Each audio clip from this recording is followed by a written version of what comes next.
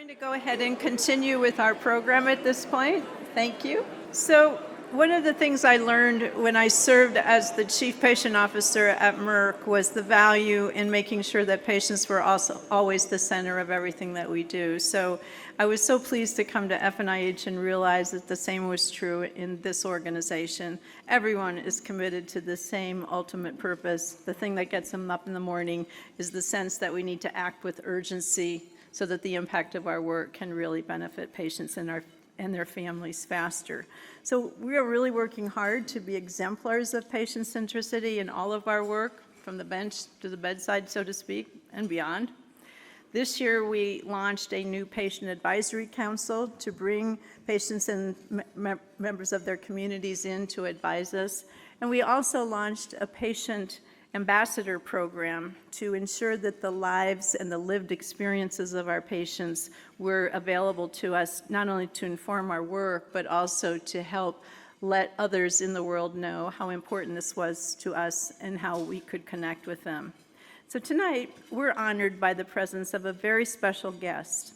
Carlos Larrauri, who's one of our first patient ambassadors, has selflessly shared his experiences to help improve our scientific partnerships and ensure that they are exemplars of patient centricity. So Carlos, thank you for being here for this and for all of the things you do to support the FNIH. Your work really matters. Please join us.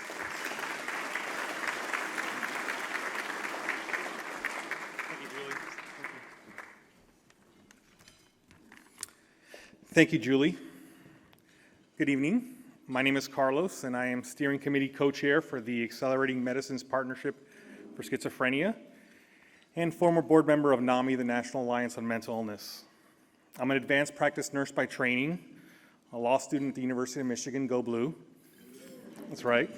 A public administration student at the Harvard Kennedy School, and a member of the first cohort of the FNIH Patient Ambassadors. Most importantly, I'm also an individual living with schizophrenia, and I hope to briefly share my story today. In adolescence, I began noticing changes in my mental health, with thoughts resembling a broken radio and unexplained sadness. Despite excelling in high school and gaining early admissions into medical school, my college years marked a stark decline. I started hearing voices and becoming obsessed with the idea of being the Messiah. By my senior year, I was isolated, neglecting my hygiene, and rambling incoherently. Fortunately, a friend at college I'd known from home called my mom and said, "Carlos's behavior's off. You need to talk to him." My mother arrived on campus the next day, and a moment that changed the course of my life, I had a meeting with my academic advisor and my mom. My advisor said, "Carlos, you're an adult. You have a right to privacy. I don't have to discuss anything that's happened to you on campus with your mother." I said, "With all due respect, Dr. Clark, I have a Cuban mother, so I've never really had a right to privacy."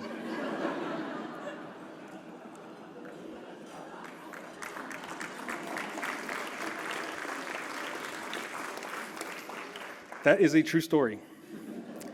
And that moment opened the door for an honest conversation about my mental health. The fog of psychosis subsided for just a moment, and I was able to take my first steps towards recovery. My lived experience has been a challenging journey, no doubt, but my recovery has also taught me about the immense capacity of the human spirit for resiliency, empathy, and connection. It has also compelled me to advocate relentlessly for myself and others living with this condition. And I firmly believe that when striving to find better diagnostics, therapeutics, and cures for patients living with disease, the patients and their families must be at the table. Only through the inclusion of those directly affected can we genuinely alter the course of their lives for the better.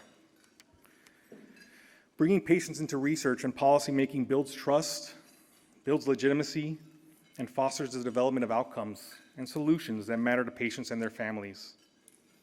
As patients, we need to be part of the conversation as it's happening, and I'm proud to say that the FNIH is making significant strides, actually serving as an example for others in biomedical research of end-to-end patient exclusion from the very inception of a project through planning and clinical trials to outcomes. Because of my early diagnosis and my involvement in organizations like the FNIH and NAMI, advocating and working to better understand and treat schizophrenia, I am fortunate to live a full and meaningful life. But others have not been so lucky. I would like to acknowledge the FNIH's Director of Patient Engagement, Tanya Kamphaus, here with us tonight. Thank you. She has been a tremendous force in building and launching this initiative.